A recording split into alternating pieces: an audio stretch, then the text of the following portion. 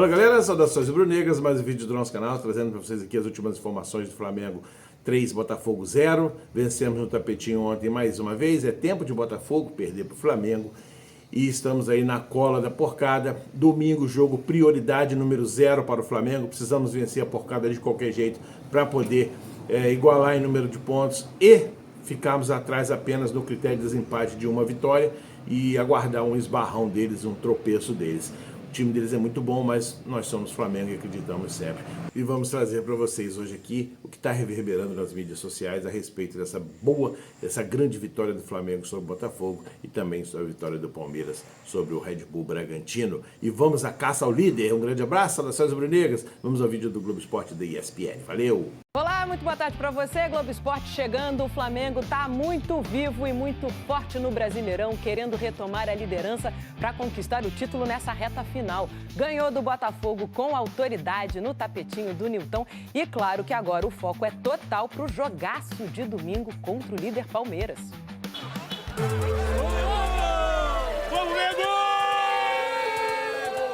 Botafogo e Flamengo. Parecia um duelo equilibrado. No otimismo dos torcedores. Eu sou professor e eu vim comemorar aqui o Dia dos Professores e eu vou ver o Botafogo ganhar. Eu esperei um 3-0. 3-0. E equilíbrio nas preocupações também. A gente sabe que o momento deu uma certa turbulência, mas a gente está confiante. O Botafogo, se perder, uma crise chegando, né?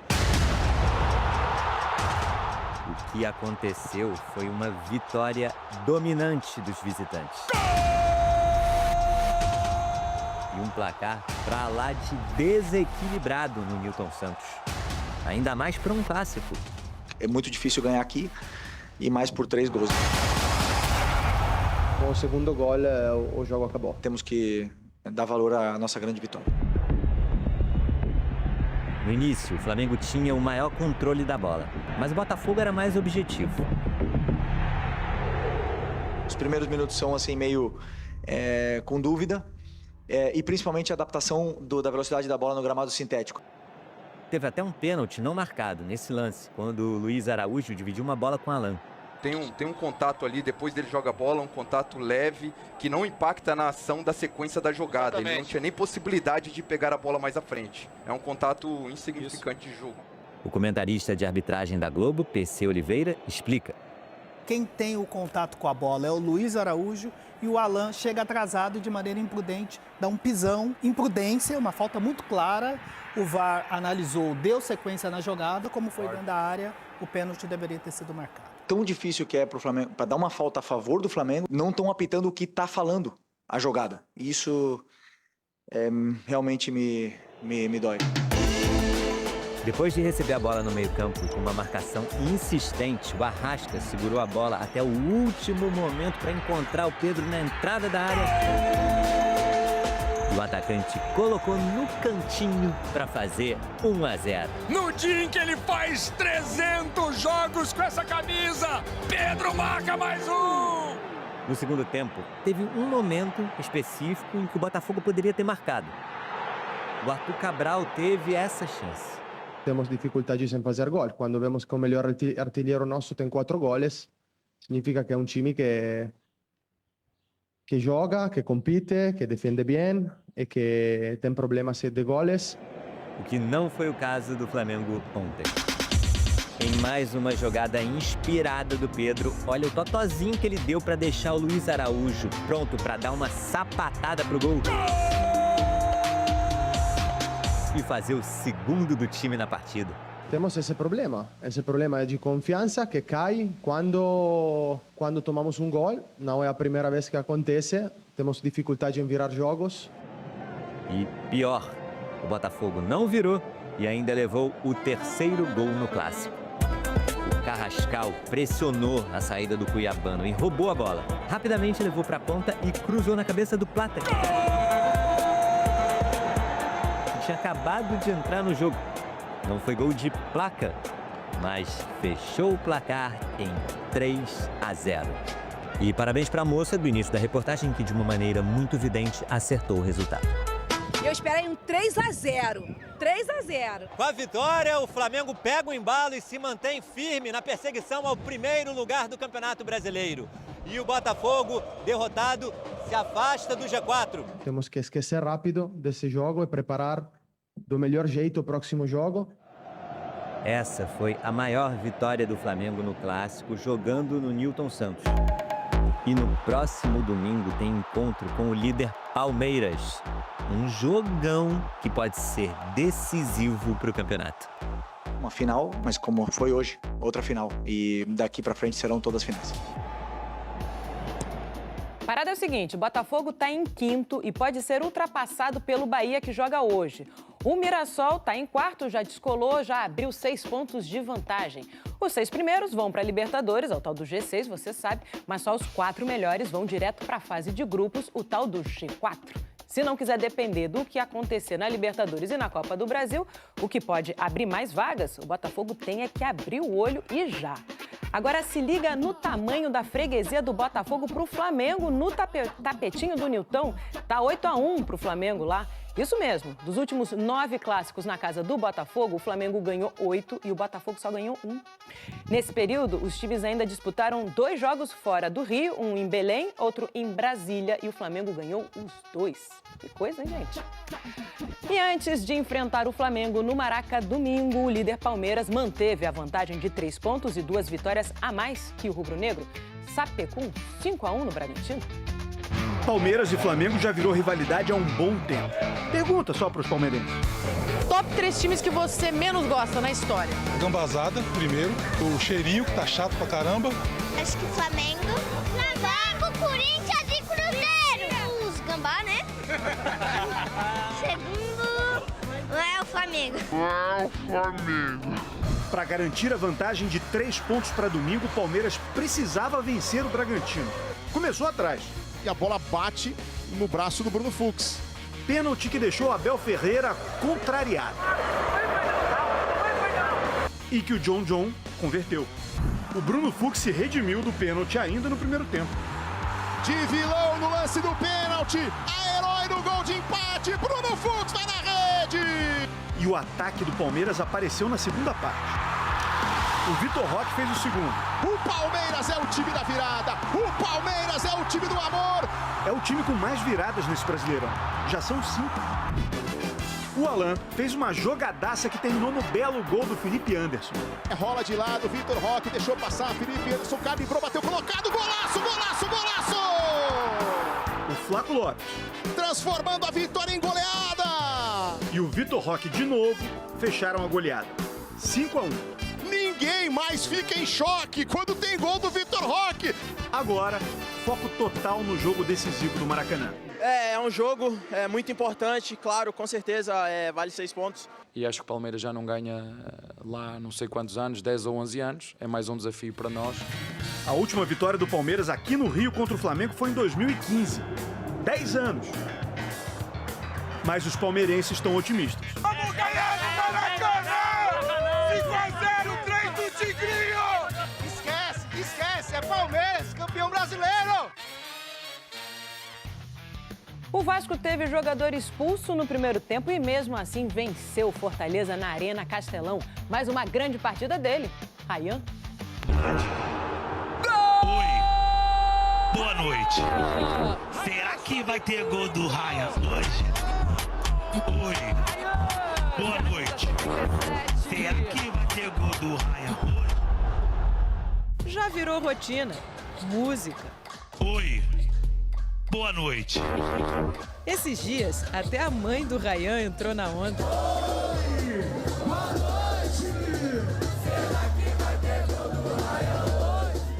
Nos últimos 5 jogos, 5 gols. Só dá ele. Considero ele talvez o atacante mais completo do futebol brasileiro. O Ryan é um cara, para mim, que ele merece ser olhado com muito carinho pela seleção. A noite do Vasco terminou assim, com pedido de Ryan na seleção. Mas podia ter sido bem diferente, principalmente por causa desse lance. Primeiro tempo no Castelão e o Hugo Moura deu uma entrada dura no Guzmán. Tá aplicando cartão vermelho, tá expulso o Hugo Moura.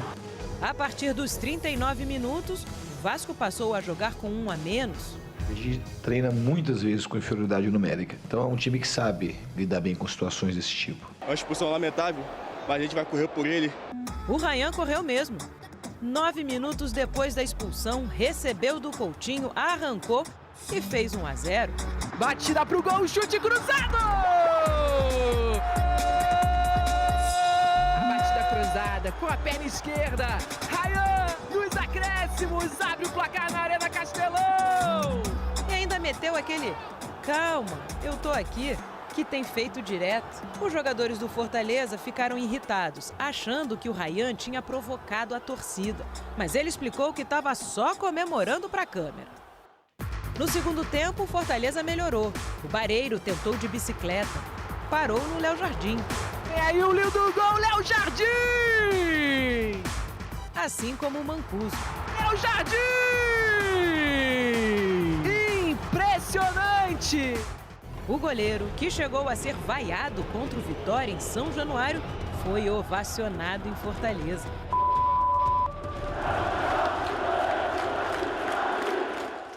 Mesmo pior na partida, o Vasco aproveitou um contra-ataque para matar o jogo. Cruzamento do Puma Rodrigues, o Breno desviou e a bola sobrou para o David fazer 2-0. Um segundo tempo que só deu Fortaleza! E o Vasco é quem faz o segundo gol do jogo! Já no finalzinho, o Bareiro se estranhou com Robert Renan, recebeu o segundo amarelo e foi expulso. Repara só na carinha do Robert Renan, de quem gostou. O árbitro encerrou o jogo na sequência e uma confusão generalizada começou no gramado, com o Diniz tentando tirar os jogadores do Vasco do meio da briga. O Kusevich e o Pablo Roberto do Fortaleza também foram expulsos. Nada disso apagou a bela atuação do Vasco fora de casa. São 4 vitórias nos últimos 5 jogos. O time agora está em 9º. Já dá para sonhar com uma vaguinha na Libertadores do ano que vem, não é não? Existe uma tendência, obviamente, que a gente consegue olhar, não só sonhar, mas de maneira objetiva, olhar mais para cima na tabela. Mas sabendo que o campeonato é muito difícil. Oi, boa noite.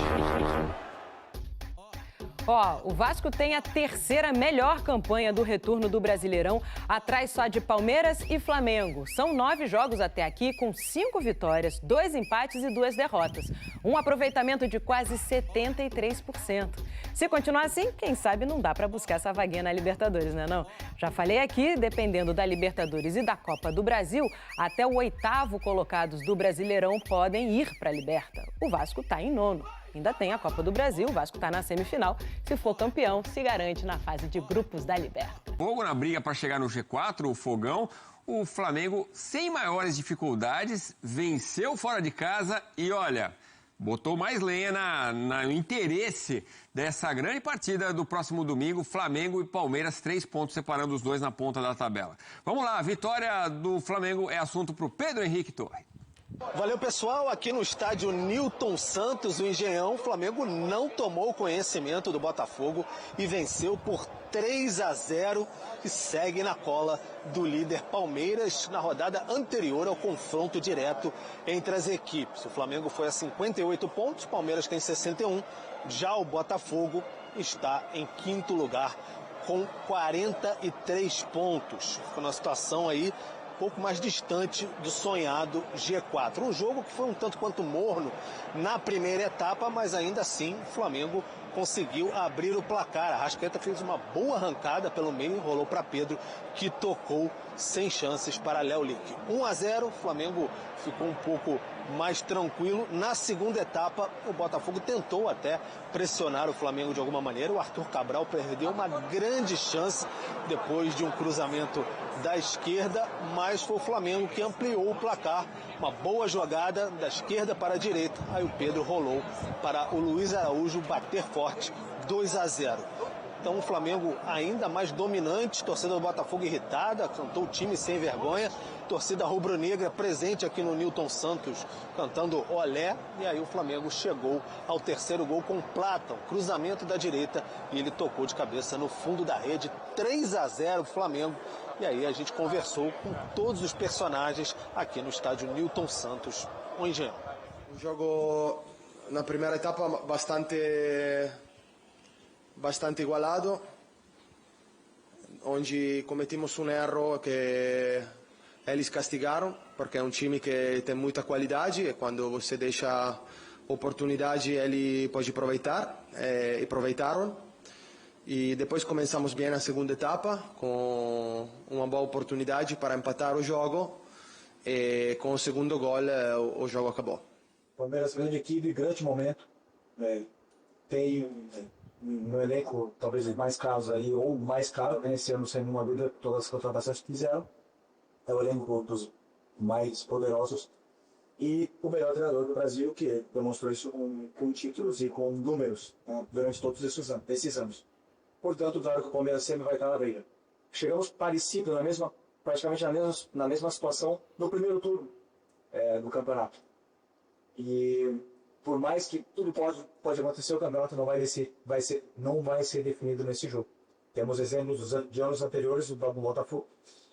Portanto, temos que encarar o jogo do Palmeiras como o jogo pede, como você mesmo falou, uma final, mas como foi hoje, outra final. E daqui para frente serão todos finais. Então é isso, o Botafogo neste fim de semana vai até a Arena Castelão, enfrenta o Ceará. Já o Flamengo tem um confronto direto com o Palmeiras no Maracanã, ambos os jogos no domingo. Obrigado, Pedro. Vamos dar uma olhada então nos números. E tá a pergunta aí, domínio absoluto do Flamengo, visitante, 60% de posse de bola, 40% do Botafogo, que finalizou mais, 5 a mais, 16-11.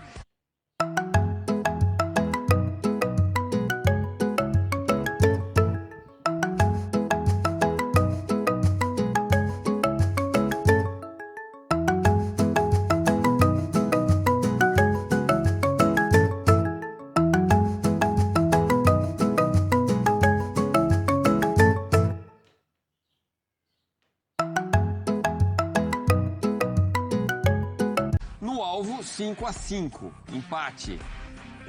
Cruzamentos, 1 a mais apenas do Flamengo, empate técnico aí, 17-16.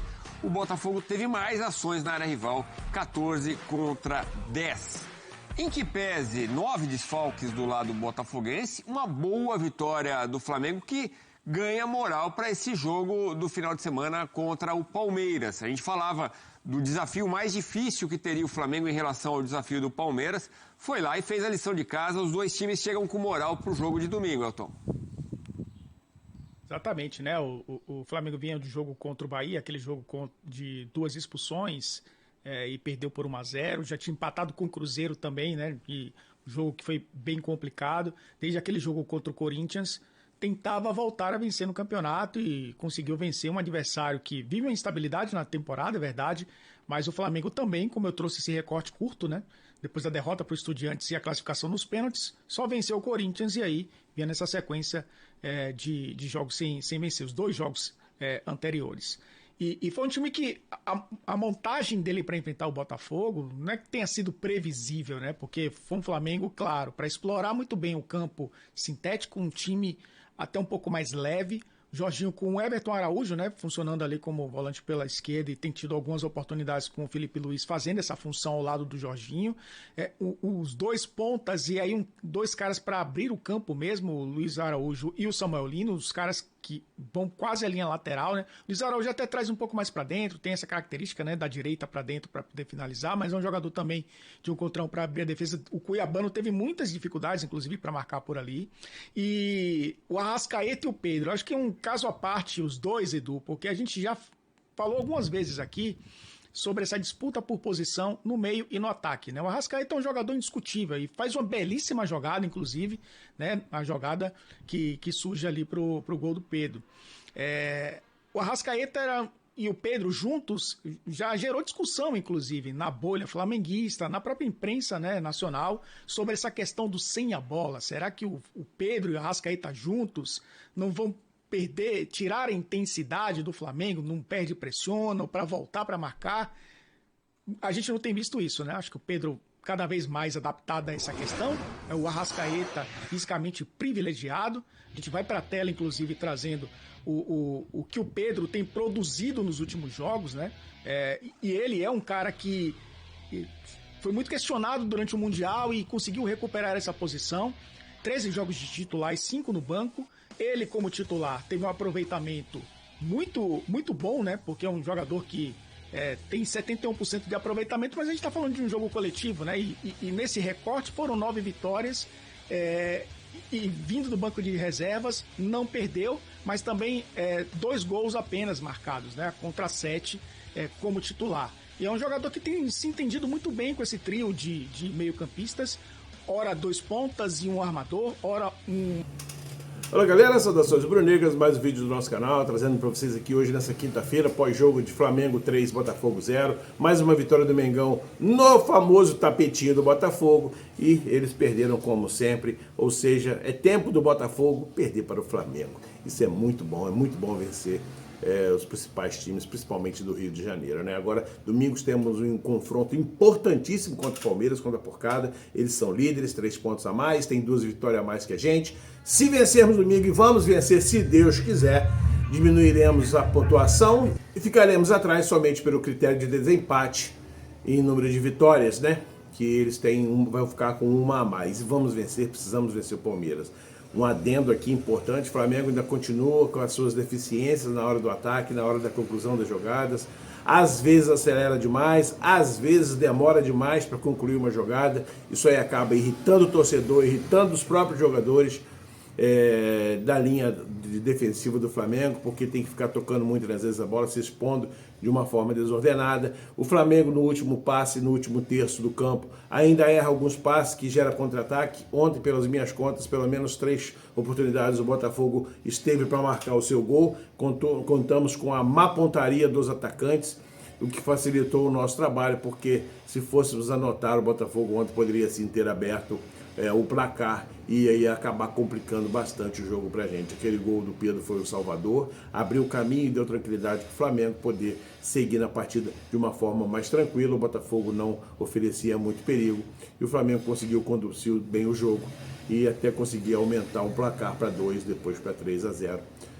Sempre em boas jogadas, mas o Flamengo ainda tem muitos pontos a serem corrigidos. Felipe Luiz precisa descobrir uma forma certa e como titular para Pedro e Arrascaeta jogarem juntos. Eles precisam jogar juntos, assim como no Palmeiras joga o Flaco Lopes, joga Vitor Roque. O Flamengo precisa jogar com Pedro, precisa jogar com Arrascaeta, precisa muito desses jogadores. Pulgar é um jogador primordial também no meio campo do Flamengo, com o Jorginho, para mim fará uma dupla muito boa. O Pulgar tem um senso de organização e de localização em campo muito grande. É impressionante como o Flamengo joga bem quando ele está em campo. Ele dá um equilíbrio ao time muito difícil de ser conquistado quando ele não está em campo. Então vamos precisar muito desses jogadores no domingo para ter uma grande partida e conseguir uma grande vitória sobre o Palmeiras e o Flamengo poder encostar de vez na liderança do campeonato e a gente aguardar um tropeço da Porcada, que eu tenho certeza que vai acontecer. Só que o Flamengo, para isso, precisa fazer bem o seu papel, fazer o seu deverzinho de casa e vencer todas as partidas daqui para o final, porque não temos mais gordurinha nenhuma para queimar e precisamos sim tirar a diferença da Porcada. Felipe Luiz tem que entender que a humildade prevalece em qualquer profissão, em qualquer setor, que a pessoa tem que ter humildade para ver o melhor momento do time, para ver o melhor momento dos jogadores, para poder colocá-los em sintonia e dar a eles tranquilidade para que possam exercer bem a sua função, o seu jogo, o seu estilo de jogo, e ele tem que fazer que isso aí funcione como uma orquestra, que todos os jogadores possam ser coesos, possam estar jogando juntos, como um grupo, como um time, levando a bola da defesa ao ataque da melhor forma possível para que a jogada se conclua e a gente não fique aí no desespero contra o Palmeiras. Se empatar já é um excelente resultado para eles e eu tenho certeza que eles virão ao Maracanã para poder empatar essa partida. Então o Flamengo tem que ficar muito esperto e tem que mostrar nos 90 minutos porque o nosso elenco é um dos melhores da América do Sul, porque que o Flamengo também está acima do nível deles em matéria de elenco e o Flamengo precisa fazer valer o mando de campo dentro do Maracanã, vencemos o nosso jogo e encostarmos de vez na liderança. Fora isso, parabéns ao Flamengo, parabéns ao grupo de ontem, que soube, dentro das suas possibilidades, das suas limitações, conduzir bem a partida e trazer esses três pontos que são importantíssimos na sequência do campeonato. Galera, o que tinha para falar para vocês hoje era isso. E amanhã a gente vem trazendo aí as primeiras notícias já do jogo, visando o confronto contra o Palmeiras no domingo às 16 horas, no Maracanã. Um grande abraço, saudações rubro-negras. Valeu!